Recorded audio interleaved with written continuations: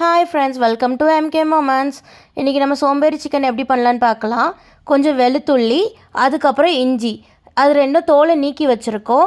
தென் ஒரு பெரிய உள்ளி எடுத்துக்கிட்டோம், 2 தக்காளி எடுக்கிறோம், அப்புறம் கொஞ்சம் பொடி உள்ளியும் எடுத்துக்கலாம், கொத்தமல்லி இலையும் எடுத்துக்கலாம். இதை வச்சு தான் பண்ண போகிறோம். ஸோ நம்ம எப்படி பண்ணலாங்கிற ப்ராசஸ் பார்க்கலாமா? முதல்ல சிக்கனை நல்லா உப்பும் மஞ்சள் பொடியும் போட்டு வாஷ் பண்ணி வச்சுருக்கேன். நம்ம தொள்ளி உரிக்கி வச்சுருக்க வெளுத்துள்ளியும் இஞ்சியும் அரைச்சிட்டோம். அப்புறம் பெரிய உள்ளியும் குட்டி குட்டியாக சாப் பண்ணி வச்சுக்கிட்டோம். நம்ம இப்போ 2 தக்காளியுமே நல்லா பொடிசாக வெட்டிக்கலாம். இப்போ அந்த ஜார் எடுத்துக்கிட்டோம். ஆல்ரெடி நம்ம அதில் தான் இஞ்சி பூண்டு அரைச்சிருக்கோம். ஸோ அதுலேயே பொடி உள்ளி, ஒரு 3 ஏலக்காய், தென் கொஞ்சம் பெருஞ்சீரகமும் ஆட் பண்ணிக்கலாம்.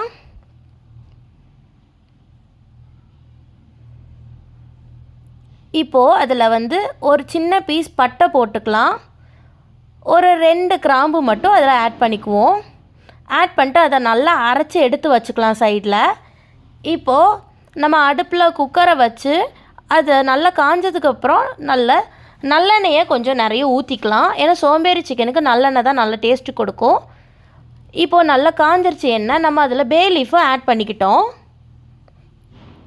பே லீஃப் நல்லா பொரிஞ்சு வந்துடும். பொன்னிறமாக ஆனோன்னா அதில் நம்ம பெரிய உள்ளி வெட்டி வச்சுருக்கோம்ல, அதை நம்ம ஆட் பண்ணிக்கிட்டோம். அதை நல்லா வதக்கி எடுத்துக்கிறோம். ஸோ வதங்கிட்டு இருக்கிற அந்த கேப்லேயே நம்ம என்ன ஆட் பண்ணியிருக்கோன்னா, தக்காளி பொடிசாக வெட்டி வச்சுருந்தோம்ல, அதையும் ஆட் பண்ணிக்கிட்டோம். இப்போ இது நல்லா வேகணுங்கிறதுக்காக நம்ம என்ன பண்ணுறோன்னா, கொஞ்சம் மஞ்சள் பொடி ஆட் பண்ணிக்கிறோம். மஞ்சள் பொடி போட்டு நல்லா வதக்கிட்டு, தென் மிளகு பொடி 1 ஸ்பூன் போட்டிருக்கீங்கன்னா மல்லிப்பொடி 3 ஸ்பூன் போடணும். ஸோ அந்த ஈக்குவேஷனில் நம்ம போட்டுக்கலாம். இப்போ நம்ம அரைச்சி வச்சுருக்க வெளுத்துள்ளி இஞ்சி பேஸ்ட்டு போட்டுக்கிறோம். போட்டு நல்லா வதக்கி விட்டு இருக்கிறோம்.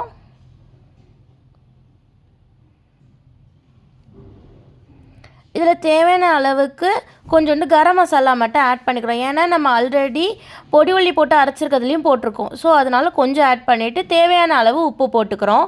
நம்ம ஆல்ரெடி அரைச்சி வச்சுருந்தோம்ல பொடி உள்ளி போட்டு பேஸ்ட்டு, ஸோ அதையும் இதில் ஆட் பண்ணிவிட்டு கொஞ்சம் தண்ணி விட்டு நல்லா கொதிக்க விட்டுக்கிறோம். அது நல்லா கொதித்தோடனே நம்ம ஆல்ரெடி வாஷ் பண்ணி வச்சுருக்கோம்ல, உப்பும் மஞ்சள் பொடியும் போட்டு அந்த சிக்கனை ஆட் பண்ணிக்கிறோம் இதில். இப்போ அது கீழே இருந்து மேலே நல்லா மிக்ஸ் பண்ணி விட்டுக்கணும். ஏன்னா நம்ம நார்மலாக மிக்ஸ் பண்ணும்போது அது உடஞ்சிரும் சிக்கன். ஸோ கீழேருந்து மேலே மாதிரி இது பண்ணிக்கலாம். ஸோ இது லைட்டாக ஒரு கொதி வந்துட்டு, இப்போ இந்த டைமில் நம்ம என்ன பண்ணலான்னா, மல்லி இலை வச்சுருக்கோம்ல, கொத்தமல்லி இலை, ஸோ அது மேலே நல்லா தூவி விட்டுக்கணும். தூவி விட்டுட்டு நம்ம குக்கரை இப்போ லாக் பண்ணி விசில் போட்டுடலாம். இப்போ விசில் வர வரைக்கும் வெயிட் பண்ணுவோம். 5 minutes later. இப்போ குக்கரில் ஸ்டீம் போயிடுச்சு. இப்போ ஓப்பன் பண்ணி பார்க்கலாம். இப்போ பார்த்தீங்கன்னா நல்லா வந்திருக்கு, சிக்கன் நல்லா வெந்திருக்கு, நல்லா வந்திருக்கு. இதை நம்ம சப்பாத்தி கூட வச்சு சாப்பிட்டுக்கலாம். ஸோ இது உங்களுக்கு பிடிக்கும்னு நினைக்கிறேன். தேங்க்யூ ஃபார் வாட்சிங் மை யூடியூப் சேனல்.